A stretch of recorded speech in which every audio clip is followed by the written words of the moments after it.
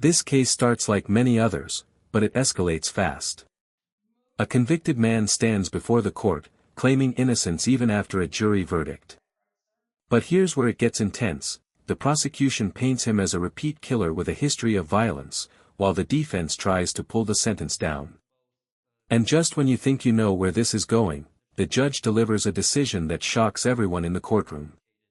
The real question is, was justice served, or did things go too far? Stay with us, because this one gets heavy.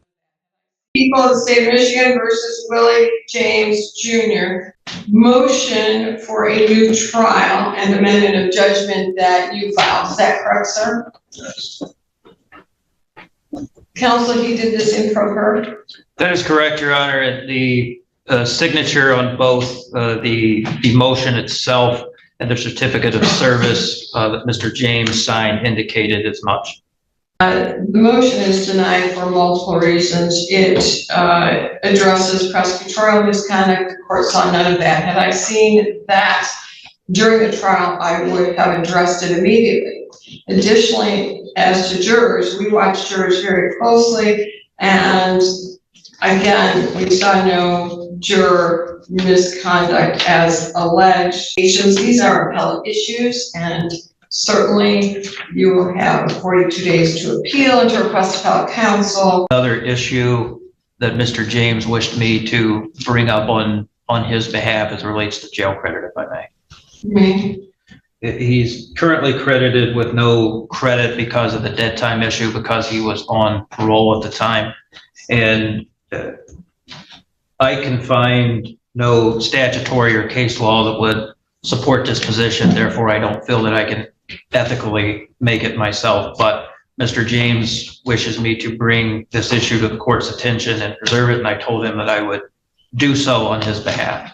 And I believe his argument is that he was essentially ready to be off or discharged from parole, and he was kept on there for another month while this matter was being investigated but not yet charged, and he was charged with it the following month, and therefore he believes that he should be entitled to the credit that he has served while this case is pending because of that. Again, my reading of the statutory and case law does not support that, but he wished me to make that challenge on his own behalf, and I told him I would do so. I know no situation, case law, or statute that provides for that on behalf of the people. Your Honor, thank you. The defendant was on parole. He is not entitled to any jail credit, and there is no statute or case law that would support that position. We'd ask that that request be denied. Request is denied. Threat to security of penal institution or interference with the administration of justice is currently scored at 0 points. We are requesting that this be scored for 10 points for the offender otherwise interfering with or attempting to interfere with the administration of justice directly or indirectly violating a personal protection order. Your Honor, in this case, the record is rife with the defendant's interference with the administration of justice. Even if we look at the conduct of lying to the police in multiple interviews and misleading the police. Right out of the gate, the judge shuts down the defendant's attempt at a new trial, and that's a huge moment. Legally speaking, motions like this are only granted if there's clear evidence of misconduct or unfairness during the trial. But here, the judge makes it crystal clear: no prosecutorial misconduct, no juror issues, nothing that would justify reopening the case. That means the original verdict stands strong. Now think about this: if you were in that position, would you still push for an appeal knowing the judge sees zero flaws in the trial? Or is this just a last-ditch effort to delay the inevitable? In multiple interviews, and even if we simply look at cleaning up the vehicle to remove bloodstains from it to deter police in their investigation, that would sufficiently score 10 points for OB-19. But understanding that the jury found this defendant culpable, guilty for this homicide, getting rid of Mr. Watson's body would be the ultimate act of interference with the administration of justice. So for those reasons, we ask that 10 points be scored for OB-19, Your Honor. Your Honor, I'm opposing that request, and I believe it's properly scored where it is. Certainly the Department of Corrections in preparing this report would have been familiar, I think, with the facts as they were presented at trial or the facts as alleged. OB-19 is properly scored at 10. Your Honor, thank you. That will change the currently scored offense variable range from 65 to 100. That will ultimately change the range from an F2 to an F3, 365 months to 600 months on the minimum or a minimum range of 30 to 50 years. I never thought about killing a person, but what's the purpose of throwing their body away? That's not just hurting that person, you're hurting the whole family. Because now we don't have that closure of burying my son. And he knows exactly where his body is. And he's had over 5 years to tell us that. But you got to be a really evil person to think that's not relevant. Or if they don't have a body, then they can't prosecute me. And then turn everything around in the end. He could have told everything he said this year, he could have said it in 2021. He could have told us where the body was when we was looking for the body, when we didn't even know my son was deceased. So I just think he's a really evil person, and I hope he gets everything that he deserves, because he do not deserve to be a free man, to walk the streets in the city that we live in, because I've never heard nobody say nothing good or positive on his behalf ever, especially in the past 5 years. I never met a person like that, never want to meet a person like that.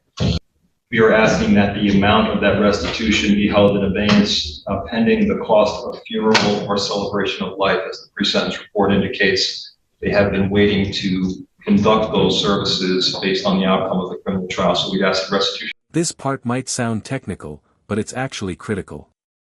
The defendant is asking for jail credit, essentially time already served to count toward his sentence. But because he was on parole when this happened, the law doesn't allow that credit. And both the defense and prosecution agree, there's simply no legal basis for it. The judge denies it immediately. That's another setback stacking against him. Every denied request here isn't just procedural, it's tightening the net around his final sentence. At this point, things are not looking good at all. Can be ordered and that the amount be held in abeyance.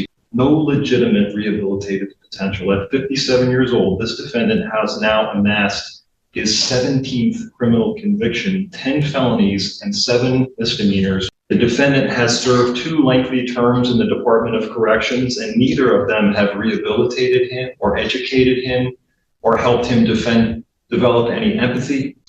And it turned homicidal in 1998 when this defendant was convicted in another state of second-degree murder and second-degree assault with a dangerous weapon. And we ask this court to consider for a moment, Your Honor, what does it mean when a defendant has murdered not just one person in his lifetime, but 2 people? A defendant who has already served a 10-year commitment in the Department of Corrections for murder in another state, then waits another 10 years and murders somebody in our community. I want you to think about that. Most people go through their life, Your Honor, managing not to murder anybody, let alone 2 people. And if they have the good fortune to be released and to get out of one murder conviction after a lengthy term of incarceration to come back into our community and commit another homicide, that indicates to us, Your Honor, that this is an unrehabilitatable, violent, and homicidal individual that stands before you. In fact, in 2018, this defendant was convicted of assault with intent to do great bodily harm and felony firearm in connection with shooting his girlfriend. Your Honor, he served another lengthy prison term in the Michigan Department of Corrections, and he was on parole at the time he murdered Andrew Watson. Think about that for a moment. And that then leads us to the instant offense. We want the court to consider some of the facts of this case. Consider, Your Honor, how much blood was inside of that vehicle. Blood that had soaked into the seats and all the way down into the rails of the front passenger seat. blood that had soaked into the back carpet so densely that the defendant had to remove that carpet to avoid detection. Blood that was so soaked and throughout that vehicle even after 2 professional cleanings. And what does that tell us, Your Honor? That this is a massive homicidal, lethal event that this defendant with a prior murder conviction perpetrated on this man inside of his car. And after that, Your Honor, as Ms. Watson so accurately said here today, the defendant then disposed of Andrew Watson's body. And we want you to think about for a moment, Your Honor, consider what it means to actually dispose of a whole human being. We have cases pending that have gone through the Ingham County Circuit Court in the last month where we see what happens when people are caught disposing of bodies. We see what that really looks like. But just because we don't have Andrew's remains, don't forget what that means to dispose of a whole human being such that he has vanished off the face of the earth. Now this is where the case takes a serious turn. The prosecution pushes to increase the offense score, and that directly impacts the sentencing range. They argue that the defendant didn't just commit a crime, he actively tried to cover it up, cleaning evidence, misleading police, and most disturbing of all, disposing of a body. If the court agrees, and it does, that bumps the sentencing range dramatically. We're now talking decades behind bars. Let me ask you this, does attempting to cover up a crime make it worse than the crime itself? Or is it just proof of guilt? Either way, it's clear the stakes just skyrocketed. For 5 years after an intense investigation. So this defendant is violent, he is homicidal, he is antisocial, he is an extreme risk of danger to our community. To deter this conduct, to protect others from this repeat offender, the defendant must be sentenced to a lengthy term in the Michigan Department of Corrections.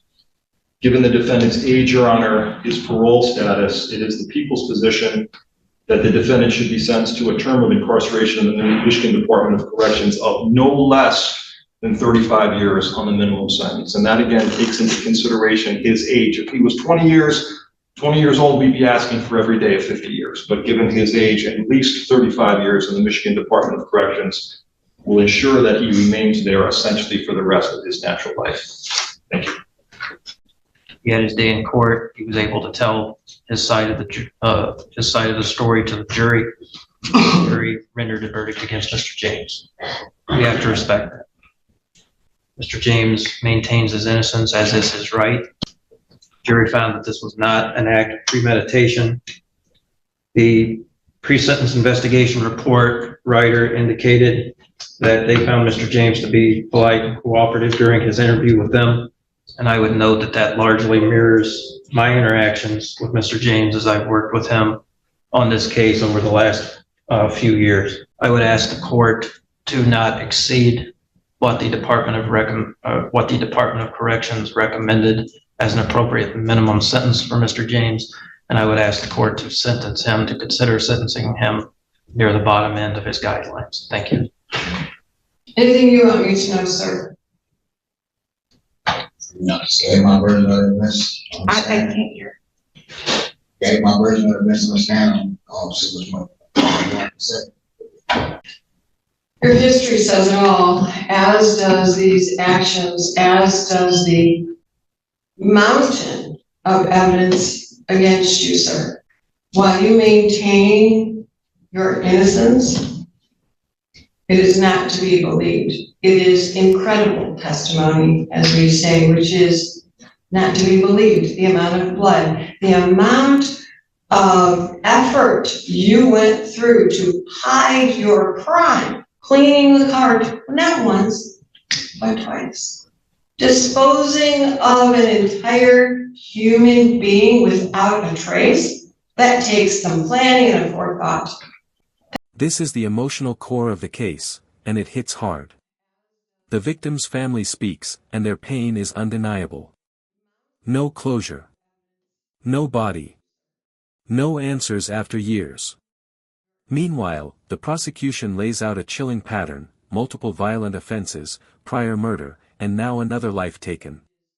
They're not just arguing for punishment, they're arguing that this man cannot be rehabilitated. On the other side, the defense reminds the court that the defendant maintains his innocence and wasn't convicted of premeditated murder. So here's the dilemma: do you focus on the pattern of behavior, or strictly on this single case? What would you weigh more heavily? It takes some knowledge. You have the history.